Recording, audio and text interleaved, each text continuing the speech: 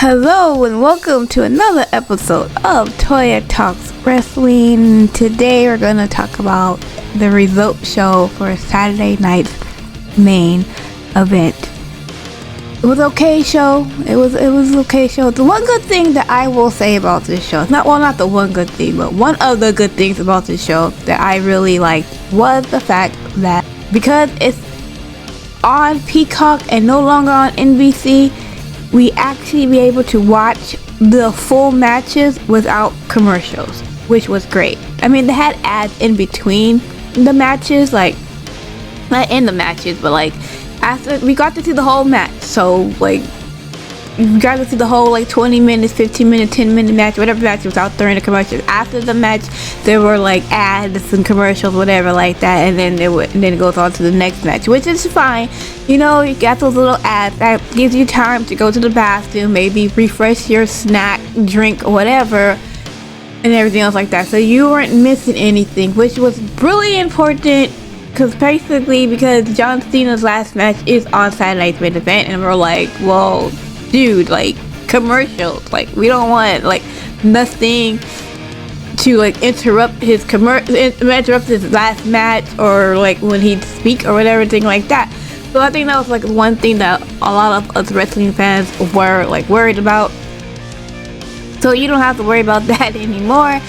That's good. So anyways, let's go ahead and talk about these matches. So we started off with the WWE Undisputed Championship match, Cody Rhodes versus Drew McIntyre. So on Friday, the night before, as they are about to go and do their signing of the contract and everything else like that, backstage, Nick Aldis is like telling Cody, did you read the contract? Are you cool with it? Cody's like, yeah, I'm great with it. Drew McIntyre goes backstage and talks to Nick Aldis. Are you fine with the contract? Yeah, I'm great. I'm fine. Don't worry about it. So then they get into the ring, and then Drew McIntyre says, I'm not signing that contract. It's unfair. And Nick Aldis looking at him like, dude, didn't you just like say in the back that you were cool with the contract? And he's like, you know, like, what? And anyway, what Drew McIntyre was like saying was like, well, if Cody gets disqualified, he keeps his title. If Cody Rhodes gets counted out, he still keeps his title. I don't think that's fair because like last time they fought, what was a couple of weeks ago on SmackDown for the title, Cody Rhodes used the belt on Drew McIntyre, which got disqualified. Drew McIntyre won the match, but Cody Rhodes kept the title. So Nick Aldis is like, well, I'm not changing anything, and I'm not gonna do all this stuff like that, you know. And Drew McIntyre is like, okay, fine, I'm not signing it, I'll just leave. So he's about to walk out the door. He's like, Nick Aldis is like, yo, like Drew, you know, there's plenty of men out there backstage, back in that locker room, who will take that opportunity. And Drew McIntyre is like, well, go give it to one of them then, because I ain't playing these games, right? I'm not playing these games. And then Cody Rhodes got mad. He's like, I'll tell you what, if I get disqualified, you win the title. If I get counted out, you win the title. Put it in the contract, Nick, and everything else. Now hurry up and freaking sign this darn contract already. And Nick Aldis is like, are you sure about this, Cody? He's like, yeah. So then, that's the stipulation. If Cody gets disqualified, he loses the title. If he gets counted out, he loses the title. So it's kind of like, oh, okay. So now there's like reassurance that maybe Drew McIntyre might actually win the title because it's got these stipulations and everything else. But like as soon as they said that, I was just like, that ain't gonna work. But okay, sure, let's go add the stipulations. Anyways, so we go to Saturday night's main event. Like I said, Cody versus Drew. Great match. Better than the WrestlePalooza match by far. I think it was one of my favorite matches of the night. I have two favorite matches actually, but this is one of them. This was great. Obviously, Drew McIntyre tried to get Cody to cheat and everything else, and tried to lure him into cheating and stuff like that. At one point, even like Drew McIntyre like threw Cody Rhodes out of the ring and around to like the ring area. I'm like, god damn, dude, like he fucking threw him like he had the strength of like 18 fucking big ass Scottish men or some shit like that. And then they try to count him out. And I don't know if it was just me. I don't think so. I think some other people might agree with me that fucking count that the ref was doing was like pretty fast. It was like, it wasn't like 1, 2. It was like 1, 2. I'm like, why is he counting so fucking fast? And Cody Rhodes barely made it between like 9.5 or some shit like that. Like he barely made it. Right? So then they have like, they're doing reversals and everything else like that. At one point, Cody Rhodes was trying to do the Cody cutter, where he goes and he runs up to the rope, kind of like he's doing like ladder steps up the ropes and from the bottom to the top, and then he does the Cody cutter on his opponent. And for some reason or another, and this happens a lot, right? The referee was just in the fucking way. I don't know if he was in the way because that was the whole purpose for him to be in the way, or like if he was just in the way because he was just like, oh, I'm supposed to move or some shit like that. I don't know, because it's like you can see Cody is coming like right towards that fucking area and you don't fucking move, like whatever, right? So then, like I said, Cody Rhodes trying to do the Cody cutter, and because the ref was in the way, Cody had to like stop, right? He lost his momentum, and I guess his knee must have buckled or leg fucking buckled or some shit like that. I'm not even sure what happened. He ended up doing the fucking move on Drew anyway, but it's kind of like, well, what the fuck was that? Like move out the way, ref. You see this fucking white man coming at you, get the fuck out. You know what the hell? Anyways, right, so then we have it to the point where like Drew McIntyre pushes Cody Rhodes into the ref, and I'm like, okay, here we go. The ref is out. Ref is taking a fucking nap on the mat. He's just drooling, fucking dreaming about like where he want to be right now. Anyway, so I'm like, okay, here we go. And Drew McIntyre gets the title, and I'm just like, where have I seen this before? Where have I seen this before? Where the ref is out, and the guy who's fighting Cody goes out and gets an object. Like, where is it? Oh, yeah, that's right. Shades of fucking Kevin Owens. When Kevin Owens went and brought in the fucking chair, and I'm just like, okay, we already know where this is going. I can see it already. Okay, cool. Let's see what happens, right? So Drew McIntyre tries to get Cody Rhodes. Cody dodges it and puts him in a move, whatever, and everything else. And then they both end up on the mat. I don't know what the fuck happened. I can't remember. But anyway, both end up on the mat. The title is in like reach, and they're trying to like go both try to grab the title. They're crawling for the title and everything else. Drew gets it. Cody Rhodes ducks. Drew tops the title or somehow, and Cody Rhodes DDTs Drew McIntyre on the title. Gets rid of the title, gets rid of the championship title. Conveniently enough, the ref is now waking up. Wow. Wow. How convenient. And Cody Rhodes puts Drew McIntyre and the crossroads, and you only needed one. Usually most of the opponents need like 4 or 5, 8, 9, 10 fucking crossroads, but I guess, you know, he must have really hit him hard on that fucking title because he only needed one crossroads. And then 1, 2, 3, Cody Rhodes retains. And I was just like, well, that's pretty much what I figured was going to happen, especially when they put that stipulation on there. I'm just like, yeah, of course. You know, like, what else was going to happen here?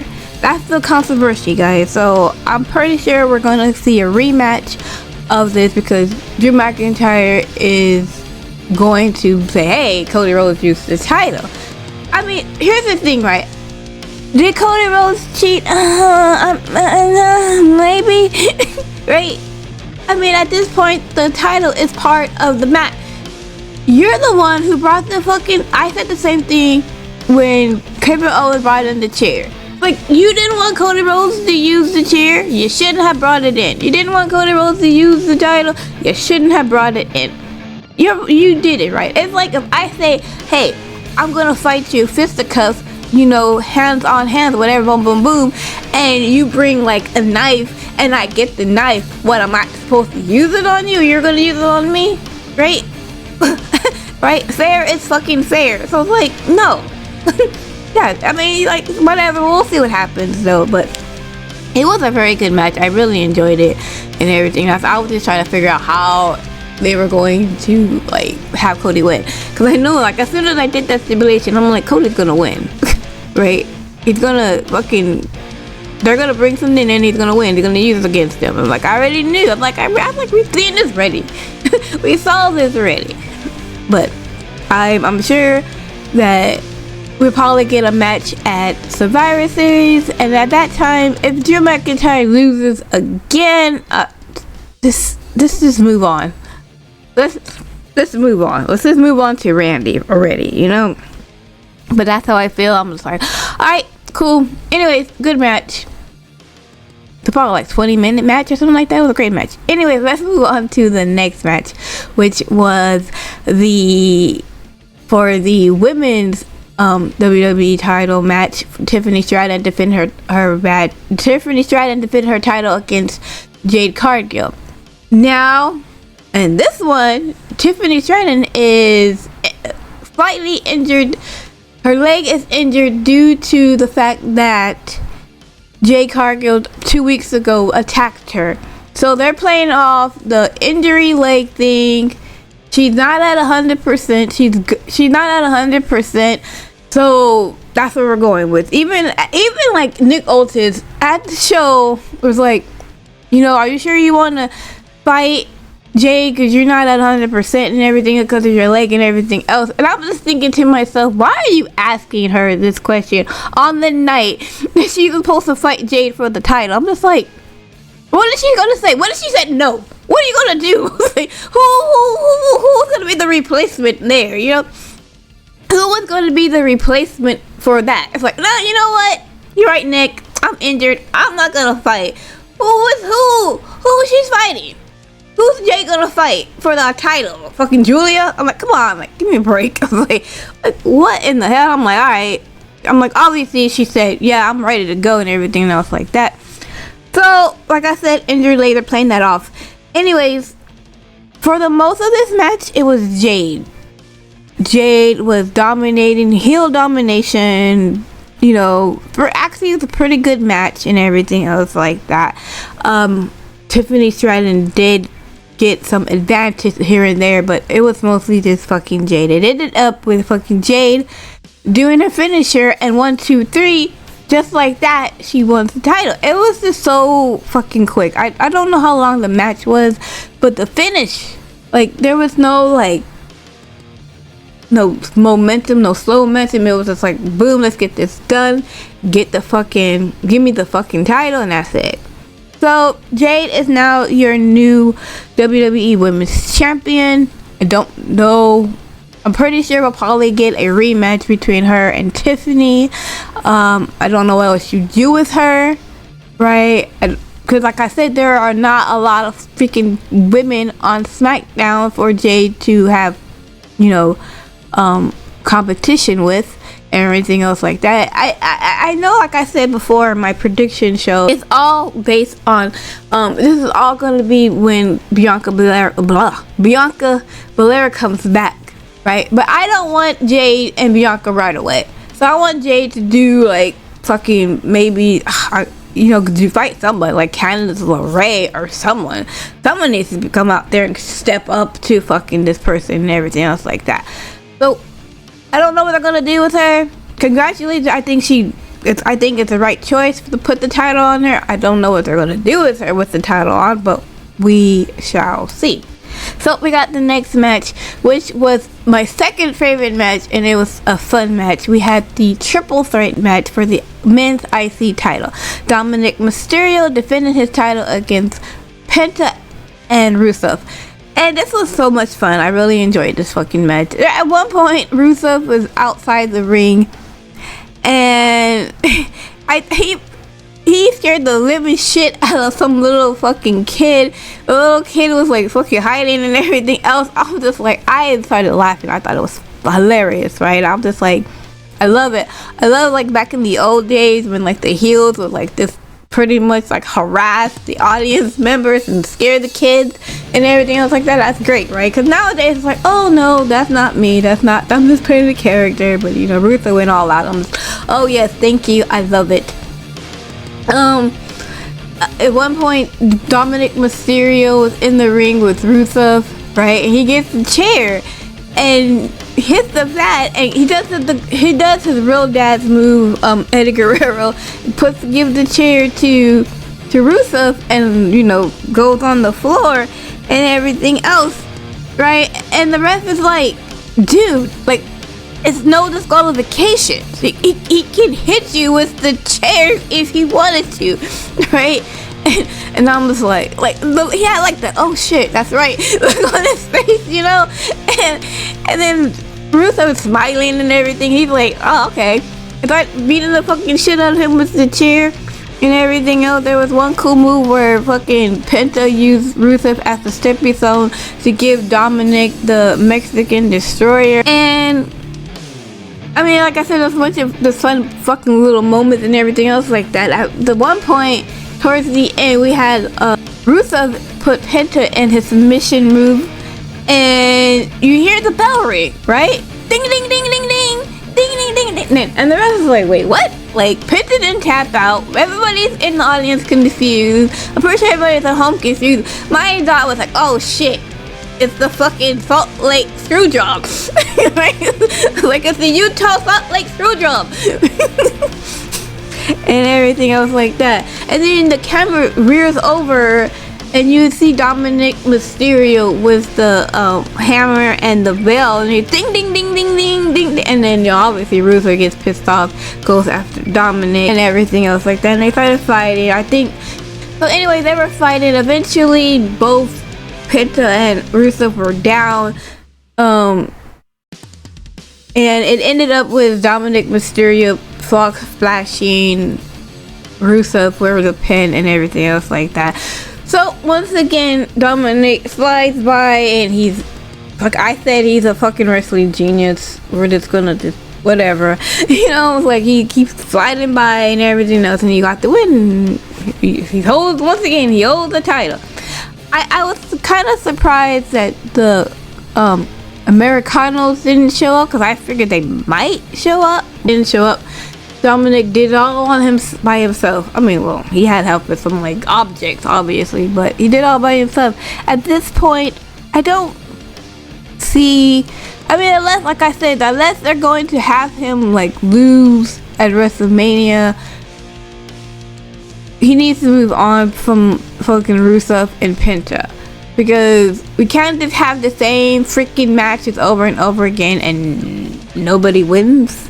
And you know what I mean? It's like, okay, can we just move on? I think, honestly, I would not be surprised if they are going with Finn versus Dom in WrestleMania. I can see it. I don't know how they get there, but I can see how they might get there, or something like that. We'll see. So then we got the main event for the vacant heavyweight championship title. We had CM Punk versus Jey Uso. Now, I love CM Punk and I love Jey Uso, but this was probably the worst match on the card, and that's saying a lot considering Jey was on the card. I'm just kidding, but it was not bad. I'm not saying, oh my god, it was horrible or anything like that, but it was just like, I feel like these two guys could have done like way better, right, than what we got. And I feel like Jey Uso, like in the first 5 minutes, he felt like he was just out of it. I'm just like, are you alright, Jey? Like, it's only been 5 minutes and y'all ain't done nothing, right? So I'm like, why do you seem so out of it? But it was very slow. It was just like weird. Like I don't know. It was just like really weird. There was a lot of reversals, a lot of close calls. Jey Uso put CM Punk in a GTS. CM Punk did like the worst fucking spear on planet fucking WWE I've ever seen in my entire life. I'm just like, I didn't know if he speared him or he fucking tripped. I wasn't really sure. I had to like actually go back and like, oh, that was okay.